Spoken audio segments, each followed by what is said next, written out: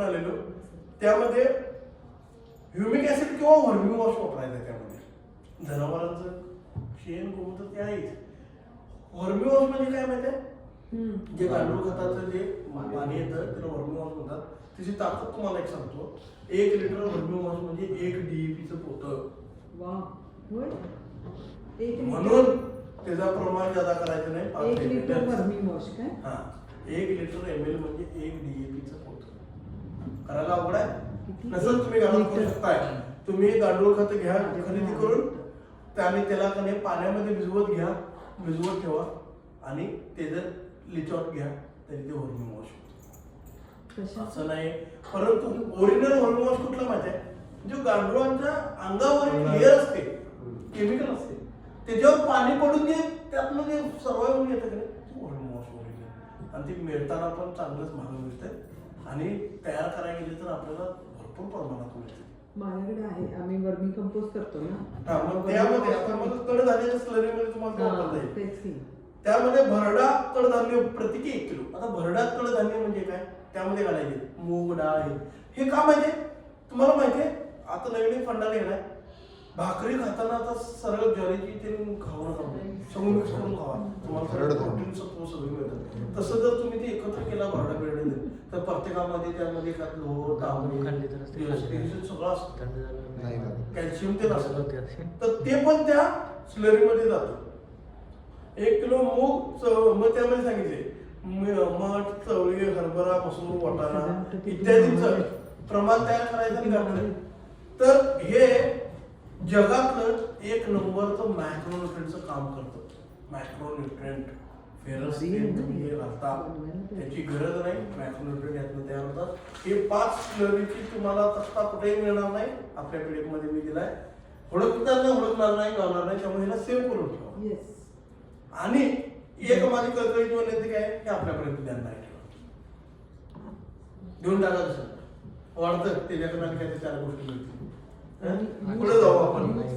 जेव्हा दशपर्णी म्हणजे माहिती आहे का मला, दशपर्णी 10 पाने वेगवेगळ्या प्रकारची घेणे, एकत्र करणे, त्यांचा अर्क तयार करायचा. जसं आपण लिंबाचा पाण्याचा जसा अर्क करतो तसा अर्क तयार करायचा आणि ते पण एक प्रभावी कीटकनाशक म्हणून काम करतं. रितसर आपल्याला दशपर्णीचं ते आपल्याला ह्या पीडीएफमध्ये मिळेल. झालं ते कशावर वापरतो तुम्हाला ती दिलेलं आहे. आता त्यानंतर जैविक तंत्राचा वापर. जैविक तंत्र म्हणजे कोण, रेग्युलर कीटकनाशकांचं जे आपण वापरतो ते जैविक मध्ये वापरलं जातं. म्हणजे ह्यामध्ये तुमचे जीवाणू पण असतात किंवा हे असतात. त्यानंतर जैविक तंत्रज्ञानाचे एजंट्स, परजीवी जीव एक मध्ये एकमेकाला खातात ते. मग आता म्हणजे जे माशांचे गप्पी मासे ते नाणे बघावे, त्यांचा वापर तुम्ही करू शकता. म्हणजे जर तुम्ही कमळ लावत असाल दारात आणि त्या पाण्यामध्ये मग ते ढासवतात तर त्यामध्ये गप्पी मासे म्हणजे कमळ पण राहिला तुम्ही पण वाचाल. नाहीतर मग काय आहेच ताप आला आणि सौर ऊर्जेचे पाहिजे. आता कीटक आकर्षित करून त्याचा नाश करतात.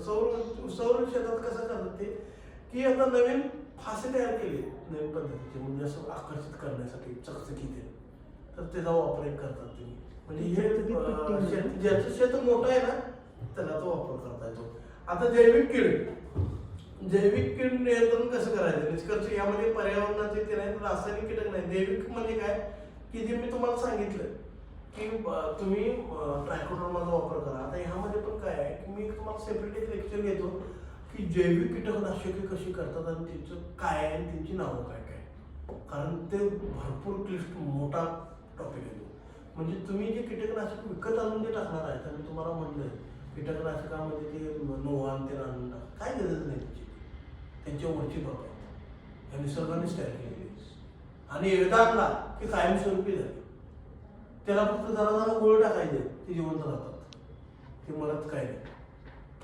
ते कशी करायचे मी तुम्हाला एकदा पुढचं म्हणजे जो टॉपिक येणार आहे तो किचन गार्डन प्लस एक जैविक कीटकनाशकांचा मी घेतो तुम्हाला. तर रासायनिक कीटकनाशके आणि बुरशीनाशके तुम्हाला आता माहिती आहे कीटकनाशके काय करतात आणि बुरशीनाशके काय काम करतात. कीटकनाशकांच्या बुरशीनाशकांचा वापर कधी करायचा, पूर्वोपचार हे ह्यामध्ये आहे. तुम्हाला जवळपास यातल्या गोष्टी माहिती आहे. कीटकनाशकांचा योग्य वापर कसा करायचा तर मी तुम्हाला सगळं सांगितलं. थंड हवामान आता काय करायला लागतं की कीटकनाशक हे सकाळीच वापरावं लागतं थंड वातावरणात आणि ते मुरलं पाहिजे या पानामध्ये. आता ह्याचा पूर्ण सारखं सांगतो एवढं वाचून काय दाखवत नाही मी, तुम्ही वाचलं तर चालेल. फक्त याचा सारखं आणि याच्यातलं सारखं काय की कीटकनाशक हे सकाळी वापरावे. टॉनिक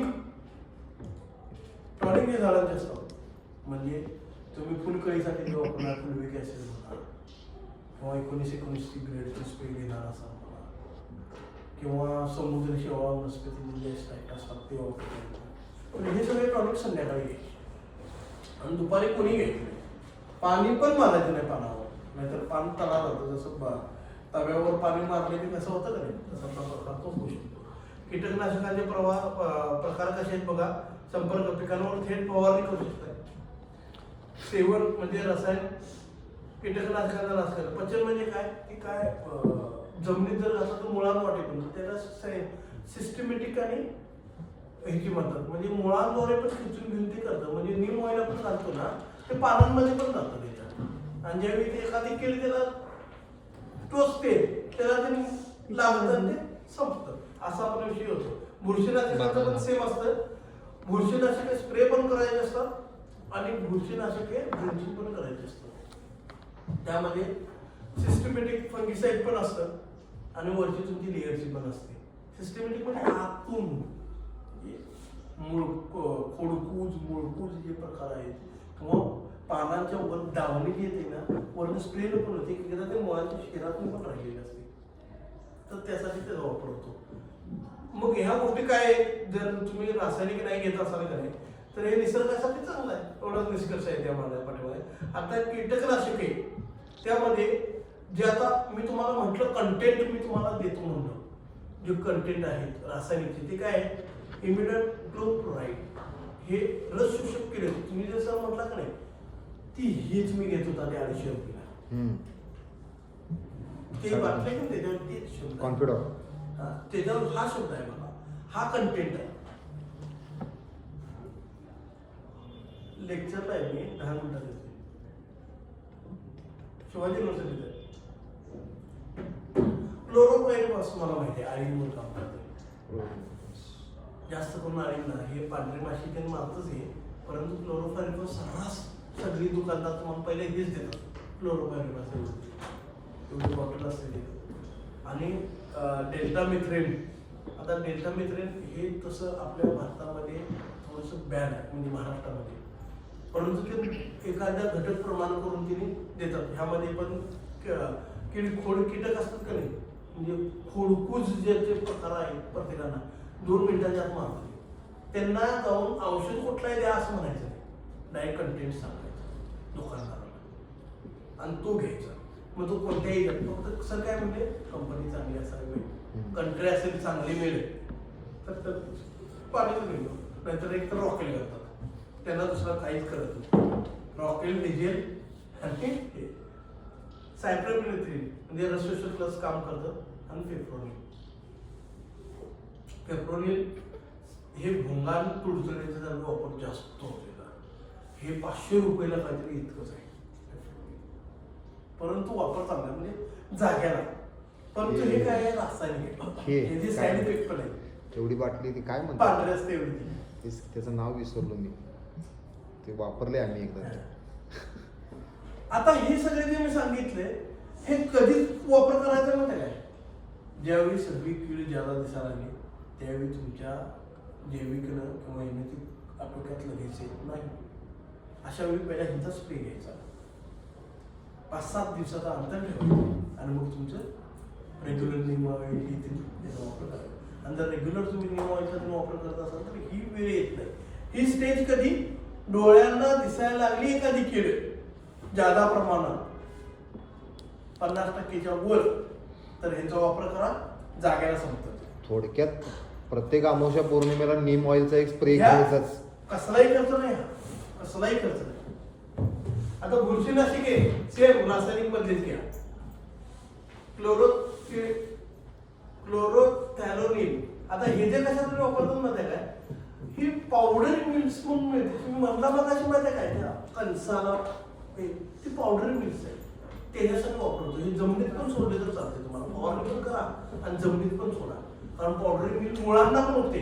एखादं मूळ झाडाचं बघितलं असेल तर वर जरा बुरशी दिसते, पांढरं पावडर ती पावडर मिल असते, तिला फक्त तेच मारत असतो. तर मेनकोझेब तुम्ही आता सध्या जास्त वापरताय, मेनकोझेब वापरताय. कार्बन डिझेल पण तुम्ही जास्त वापरताय. आता जे मातीत तुम्ही मिक्स करताय ना पावडर, ती तुम्हाला मिळते कार्बन डिझेलचीच, तीच ती पण तुम्हाला चांगल्या प्रमाणात बुरशीचं काम करतं. कॉपर ऑक्साईड सगळ्यात स्वस्तात 100 रुपयाला 1 किलो अर्धा किलो मिळते. निळं असतं हे कॉपर ऑक्सिक्लोराईड, हे निळं प्रमाणात मिळतं. ते रासायनिकच आहे, फक्त तुमचं कार्बन डिझेल जे महाग आहे त्याच्या निम्म्याला निम्म्या किमतीला आहे, ते काम तेच करतं. म्हणून हे मी दिलं. ह्याच्या व्यतिरिक्त तुम्ही कुठली घ्यायची नाही बुरशीनाशक, काय गरजेचं नाही, हीच कामं करणार आहेत. हेक्साकोनोझोल पण सेम पानं खोडकिडीवरती बुरशी आणि पावडर मिलवरच काम करतं. म्हणजे 4-5 कंटेंट आहेत जे तुमची ह्याच्या